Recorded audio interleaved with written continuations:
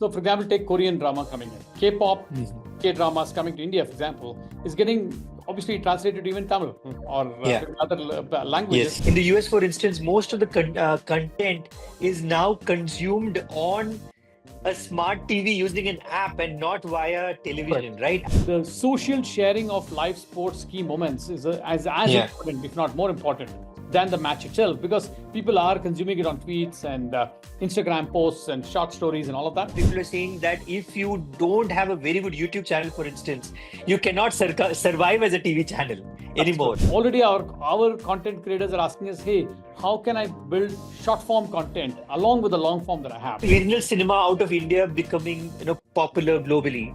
Indians consuming, let's say, content from Scandinavia, which is very popular. So these kind of cross connections wouldn't have happened without this information technology superhighway that we are sort of sitting on.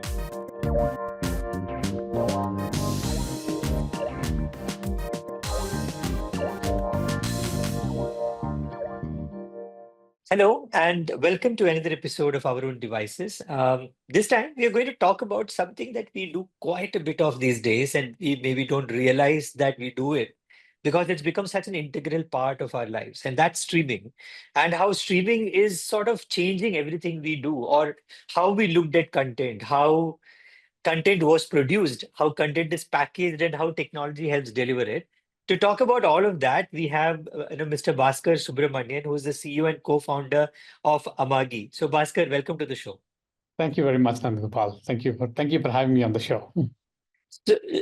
So Baskar, for the benefit of our listeners, can you just tell them what does Amagi exactly do? Okay, Amagi is a media technology company. And going back, Nandagopal, like what you pointed out, I think streaming has become a reality for all of us as consumers. And this is a worldwide phenomenon that's happened. The moment streaming started to happen, the big change in the industry was the factory at the back end, what I call the content factory. How do you create content, prepare them, distribute them, and monetize them? All of that has changed.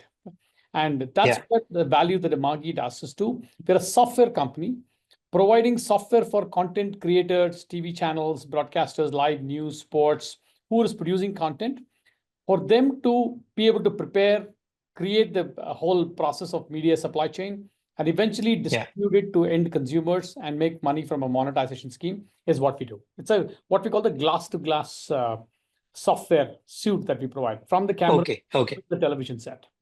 Okay, so it is an end-to-end kind of a pipeline that you offer, right? Correct. Absolutely. And it's interesting that we are having this conversation now because it's, I would say maybe we have had that inflection point, with, YouTube sort of announcing, I think a few weeks back, in the US, for instance, most of the content is now consumed on a smart TV using an app and not via television, right? And for that to happen in the US market, which is the television market of the world, is very, very significant, right? Absolutely. And I personally have been a cord cutter. For 10 years, I've not watched any live television. I haven't had a cable TV connection. So, but I think that's becoming the norm even in a market like India. Exactly. No, I think this is a worldwide phenomenon, Nandagopal. It's just a question of time over time, both in terms of the availability of the bandwidth and the infrastructure. And second is the economics of the whole platform has to kind of prove out. And that's what's happening worldwide. And you're absolutely right? So what we call CTV, in the US context, smart TV is called connected television. So it's called CTV. And that's become a rage all through. And obviously, every television that's getting sold in the country, in the US, and I'm sure in the India as well, is all Wi-Fi connected. So everybody is in some sense a connected TV consumer of some fashion. Yeah. So this also then changes a lot of things, right? Because how television channels used to work, how the advertising used to work, how the content used to be produced to sort of align with the advertising, all of that is changing because if you're streaming content, if people are watching it on an app, they're not going to watch what you serve them. They're going to watch what they want to watch. That completely changes the dynamics, right? Correct. Absolutely, Nandagopal. Again, we've seen this because typically here is a challenge of a lot of content, right? So given what we're seeing today, there's a glut of content that's coming in multiple different sources, starting from creator economy to influencer economies at the YouTube level, to really Hollywood movies and big budget movies and episodes and seasons that's getting created on the other end, for Yeah. example. So it's a spectrum of content that's coming in. Sports, for example, has become very broad-based. Yeah. Today, I think it's not only just the premium sports that people are watching. People are watching a very broad set of sports, including school sports, county sports, which Yeah. the college sports are obviously big in the US context, for example. So we're seeing sports getting broad-based and news becoming more localized and personalized as well. So I think it's an exciting world for anybody who's trying to create content, because suddenly you have a distributed, democratized platforms through which you can now access consumers directly in a fashion Yeah. and be able Yeah. to eventually even monetize that and actually make a big business out of that. I think that's a big change. Yeah. So how are you seeing the customer behavior changing? And again, I think, see, all of us have made that shift from a print medium to a digital medium. In print, you had to run a survey to figure out what people were reading. Right. In digital, real time what people were reading. Right. I think in a way, CTV is also enabling that, right? Because in the sort of cable TV or broadcast era, you had these mediators who told you sort of what people are reading. You don't need that anymore. You have Correct. real-time analytics. So how is it changing the understanding of user behavior? Absolutely. Well, a couple of interesting sort of nuggets in this whole thing, right? So Yeah. if you look at it, and again, I'm talking about a US context, which will absolutely be very relevant in the Indian context as well. Yeah. Yeah. In US, for example, 2018-19 timeframe, you had Mhm. cord cutting at its peak, in some sense. Yeah. You had people who wanted to access content free Yeah. across, because a lot of people are going to dorms in hostels where they didn't have connections and they wanted to watch content. On the other side, you had YouTube, people who've been very successful in YouTube as content creators coming out wanting to build a TV channel. Yeah. You had TV sets getting internet connected. So you had a Goldilocks condition of sort where you had devices accessibility, you had audiences you wanted, and you had content creators who were ready to give that content for free. The only Yeah. missing puzzle was actually advertising. And we saw a big progress in terms of advertisers in the US embracing CTV as the next generation of television. And you rightly pointed out that it is very targeted. That essentially means communication is targeted. Viewership was almost, I can get you exactly who watched what and which home to that action. So you got the power of television viewing behaviors and in the internet, the best of internet as well, in terms of targeting and in terms of the measurability becoming very accountable. So I think it's a kind of a marriage of two, TV and internet coming together for CTV was a big blast in some sense, in terms of the opportunity in some sense for the industry to kind of co-innovate both from the content creators angle as well as an advertising angle. And that's what we've seen dramatically progress over the last few years now. That's been a big change. So a lot of this has happened, especially in a market like India, because you had the sweet spot of a lot of things, right? You had the sweet spot of very good hardware, you had the sweet spot of very high-speed internet that's coming in, and maybe the content also plugging into that ecosystem, right? Now that also means, at least at your level, when you're managing the technology, you have to manage multiple aspects of it, right? How do you cater to a person whose requirement is for a specific content, but you have to then sort of stream it at a certain kind of a quality so that the experience is great on the hardware he's using, right? How do you manage that? Is that very challenging compared to how world used to be earlier? Yes, I think as the whole industry has become very complicated. And for multiple reasons, Nandagopal. One is obviously people are consuming in very myriad set of devices. From phones with different operating systems to television sets of different stuff. We're seeing people wanting to consume an in-car. We're seeing it in cafes. And the screens are just exploding in front of us. And hopefully glasses are not yet there where it should be. So you'll see smart glasses coming in. Obviously, you're going to see a lot different set of content consumption needs and behaviors coming in. That's number one. Number two, Nandagopal, other big trend we've seen is omni-channel distribution of content has become a reality. What I mean by that is exactly like an FMCG product. If you are selling a toothpaste, for example, you want to sell it in a Kirana store, to a big box retailer, to an e-commerce store, or a quick commerce in these days. You want to sell wherever you can actually sell, wherever consumers are. We are seeing a very similar directional aspects in content where I've built a content, I've already kind of spent money on the content. I want to be able to monetize the content in as many possibilities in different forms and shape and in distribution platforms available worldwide. And content has become global today. It's going everywhere. And today, for example, we're connecting 200 plus countries where content is getting distributed. just the complexity of going to so many devices. We're talking about almost close to 1 billion people watching content across the globe through different pipes, different personalization of content is starting to happen. And you want to do live sports, is very punishing. Live sports can be extremely punishing because you have concurrencies which can be very high of number of people watching. All of this is made a very complex. Today at Amagi, for example, we build a very, very complex fabric, a technology fabric which connects content creators with distributors today. And this is like, we do 3 billion hours of viewing on a per annum, right? This and minute by minute, we get analytics from the whole system. So it's a huge explosion of content libraries. We have close to 1 million hours of content in the libraries, 3 billion hours getting watched, a minute by minute, petabytes of data that's coming back. And all of this needs a fabric technology, which is like very deep tech, because we had to video at real time with all the live sports happening. We work with data, with AI, and with a whole slew of the cloud infrastructure that needs to scale as well. All of this coming together now today. To do it manually is very cumbersome, right? To just Impossible. upload it to one platform is so tough that you have to then think about new platforms, and you don't even understand the new platforms that are being switched on, right? There are so many of these new platforms. Again, different formats. Some are immersive, some are vertical, and you need to keep on adapting. So are you seeing the content creation behavior also change drastically, especially on the traditional side, right? Because there are people on the TV side who have been doing the same thing for 30 years.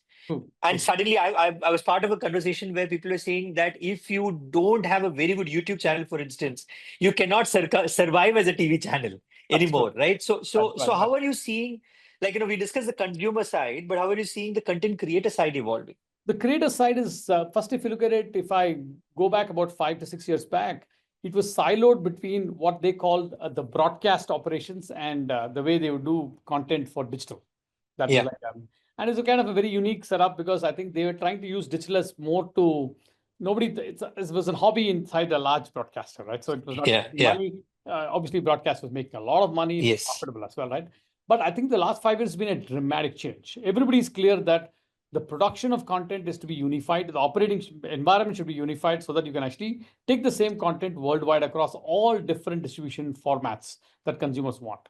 And this includes even social platforms. For example, already our content creators are asking us, hey, how can I build short form content along with the long form that I have, so that I can actually kind of create a similar storylines, but actually I'm able to kind of now meld it for different consumption patterns and across different demographics and in different devices.